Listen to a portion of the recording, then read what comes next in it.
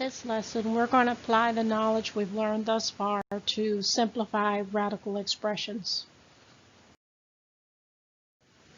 Okay, let's apply what we've learned thus far to simplify these radical expressions. Let's begin with the first one. You notice you have negative square root of 81x to the 8th power. So the fact that we have the negative there outside in front means we're going to go ahead and solve this as normal, and then just make sure that we know that our answer is going to be negative something.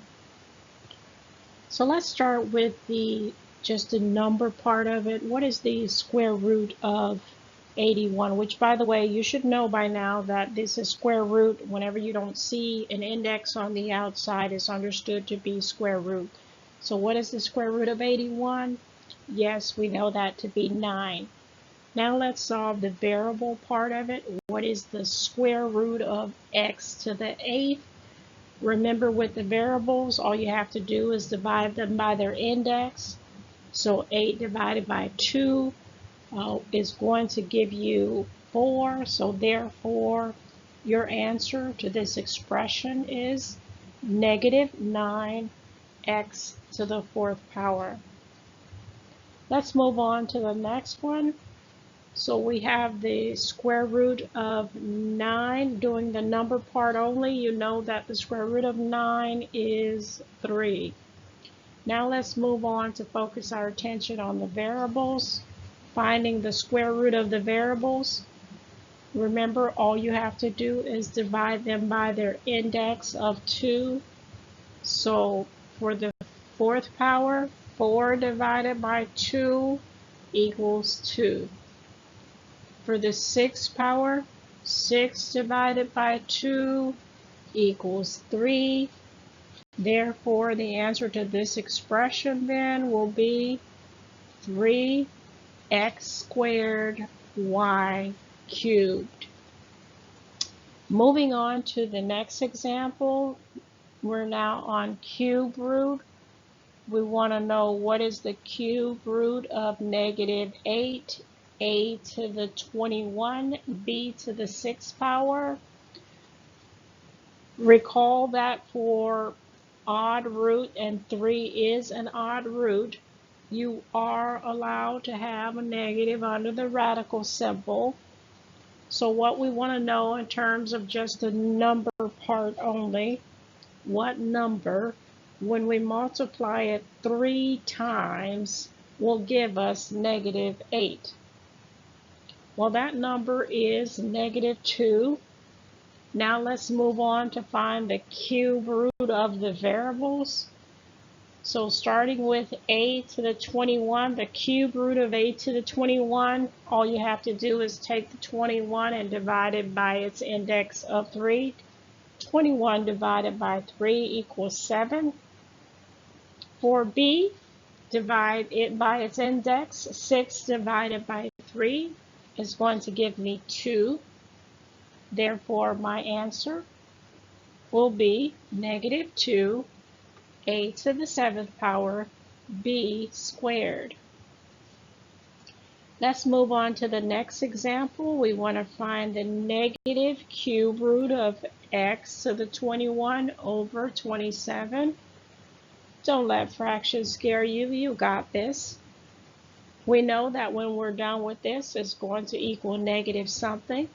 Let's start with first by finding the cube root of the variable x to the 21. All we have to do is take the exponent of 21 and divide it by its index of 3. 21 divided by 3 equals 7. So on the top, you're going to have x to the 7th power. On the bottom, we would need to find the cube root of 27. What number, when we multiply it 3 times, will equal 27? And that answer equals 3, which means you're going to have a 3 on the bottom. So putting that together, your answer is negative x to the 7th over 3. Now we know that anytime the top or the bottom of the fraction is negative, the whole entire expression is negative. Moving on to the next example, we're now in fourth root. We want to find the fourth root of 16 over x to the fourth power. So starting with the top, the fourth root of 16, we want to know what number, when we multiply it 4 times, will equal 16, and that number is 2. Let's move to the bottom. We want to find the fourth root of x to the fourth power. When we divide our exponent divided by the index, we're going to get 1, which means on the bottom we're just going to have an x. So the answer to that is 2 over x. Last example, we want to find the fifth root of negative 243, a to the fifth power, b to the 15th. Remember that for odd roots, you are allowed to have a negative underneath the radical symbol. So starting with the numerical part of it first, we want to find the fifth root of negative 243. And for the variables, we want to find the fifth root of a to the 15th, a to the 5th, and b to the 15th. So I'm going to let you take a moment and pause and see if you can do this one on your own without the calculator. Okay, what'd you get? Well, because the fifth root is an odd root, we know that whatever our numerical answer is going to be a negative. And for the variables, we know that we have to divide them by their index of 5. And so that is going to leave me with an answer of negative 3ab cubed. And there you have it, simplifying radical expressions. Okay, let's do more practice with simplifying radical expressions. I want to make sure you understand it. With each one of these, I'm going to walk you through what you need to do to solve them. Then I'm going to pause the video to allow you time to work it, and then I'll click on the answer. So again, it's very important that you get this practice.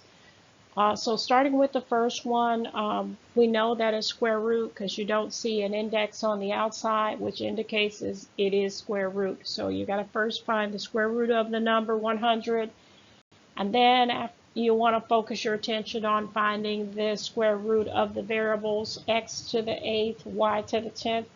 Remember, with the variables, you have to divide them by their index, and in this case, the index is 2. So go ahead and solve that, and I'll pause, and then I'll click on the answer to see how you did. Okay, so what you should have, if you did it correct, you should have 10 x to the 4th power, y to the 5th power, because the square root of 100 is 10. Square root of x to the 8th is x to the 4th. Square root of y to the 10th is y to the 5th. Moving on to the next example, here you notice you have cube root. I also noticed that there's a negative on the outside, so I have to take that into account when I'm solving my answer. In terms of the root itself, with the cube root is an odd root, and since the rule for odd roots, recall, you are allowed to have a negative underneath the radical symbol, so that's going to equal some negative number. Then you have to find the cube root of those variables, the x to the 6th, y to the 15th, z to the 3rd. And remember, to find the cube root of your variables, you have to divide them by their index. In this case, the index is 3. So go ahead and get started working the problem, and I'll click on it in just a moment.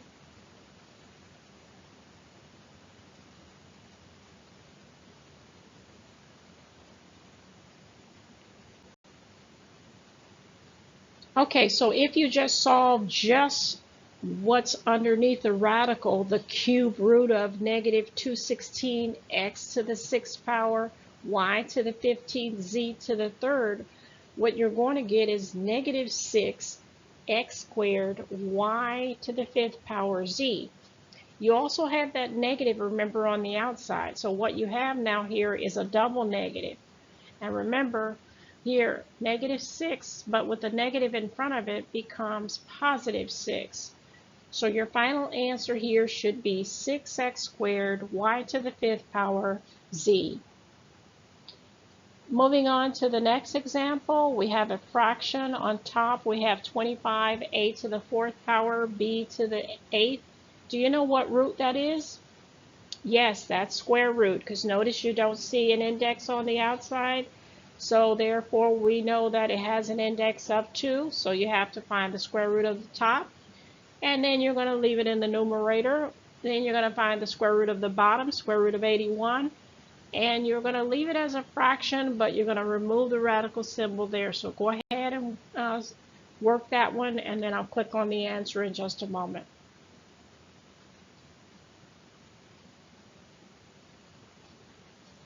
Okay, so if you did it correct, the answer you should have then is 5a squared b to the 4th power over 9. Moving on to the next example, go ahead and solve that one. And by the way, anytime you see, as you see here with the x to the 8th, y to the 6th, well, you think of, is that a whole number or is that a fraction? Well, it's a whole number, but you can write it as a fraction by writing it over 1. So anything that's on the side like that is the same thing as being on top of a fraction. So yes, you'll want to go ahead and find the square root of those. This is square root, so find the square root of 4, x to the 8th power, y to the 6th power over on the bottom of the square root of 25. So go ahead and solve that, and I'll give you a moment to solve that.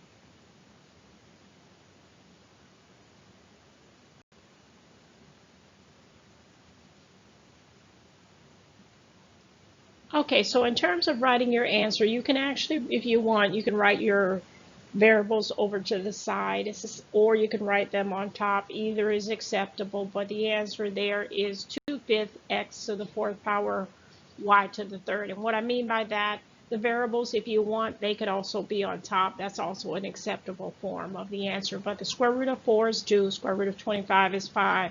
So what you have is 2/5, and then we also found the square root of those variables. Moving on to the next one, you have square root of 25 m to the 4th power over 8n squared. Okay, so go ahead and work on that. So if you solve that correctly, what you should have is 5m squared over 8n. Last one, find the cube root of -8 over 25. Keep in mind here that that is a cube root, which is an odd root, and you are allowed to have a negative underneath. So go ahead and solve that. And what is the answer? That is correct. The answer is -2/5. And there you have it, simplifying radical expressions.